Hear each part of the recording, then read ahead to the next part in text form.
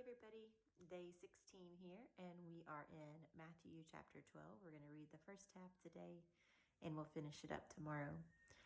So today we read about Jesus being questioned by the Pharisees and religious leaders regarding the Sabbath.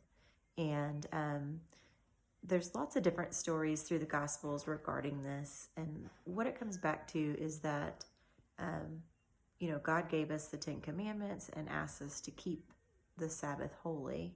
And man actually added more laws to that over time.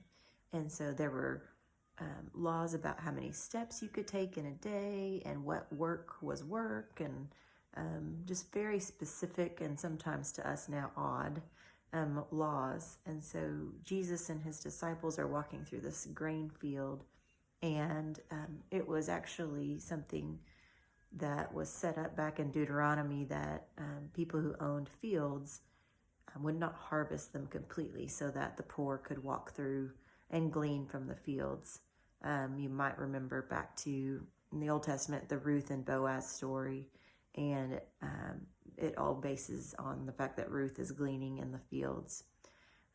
So this passage tells us, first of all, that Jesus and the disciples are not well off. They make sure that everybody else is taken care of, but they don't. Jesus doesn't use his miracles to make sure that they're living a lavish lifestyle. They are gleaning from the fields after they've already started harvesting on them. But they do it during the Sabbath day. And so the Pharisees, of course, are watching and looking for a way to accuse Jesus of doing the wrong thing. And so they point out that his disciples and he are doing work on the Sabbath.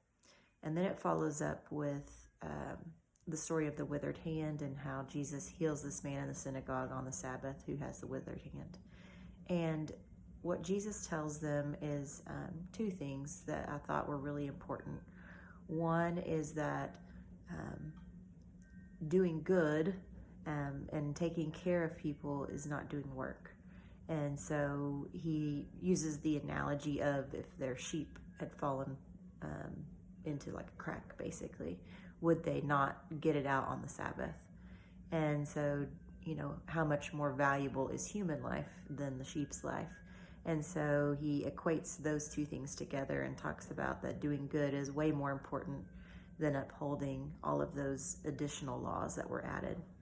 And then the other thing that's very important actually happens in verse 6, which says, Jesus says, "I tell you, something greater than the temple is here." And so he's alluding to himself, of course, because they don't realize just how important Jesus is, and that he's going to be replacing the temple in just a short time. And so, of course, the Pharisees, maybe at this point, were looking to accuse him and find him doing things wrong, but now they're starting to plot against him to get rid of him. And so Jesus starts to lay low and removes himself from that area. And not out of fear, but because he knows that things have to happen in a certain order, and certain things have to happen before he can go to the cross. And so he is awaiting that time until it's within God's will for him to go to the cross for us. And all of this comes back to prophecies that were in Isaiah. And so you see at the end of the reading today that a passage in Isaiah was quoted referencing back to who Jesus was going to be. And that very last verse says that in his name, the Gentiles will hope. And this was a big piece because, it says several times in Scripture that first he comes for the Jews first and then the Gentiles. Whereas a lot of the Jewish people will think that he was just coming for them.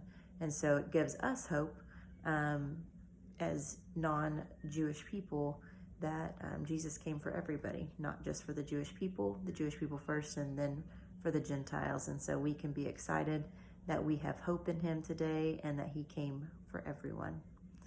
I hope you enjoyed today's reading, and I look forward to finishing chapter 12 with you tomorrow. Bye.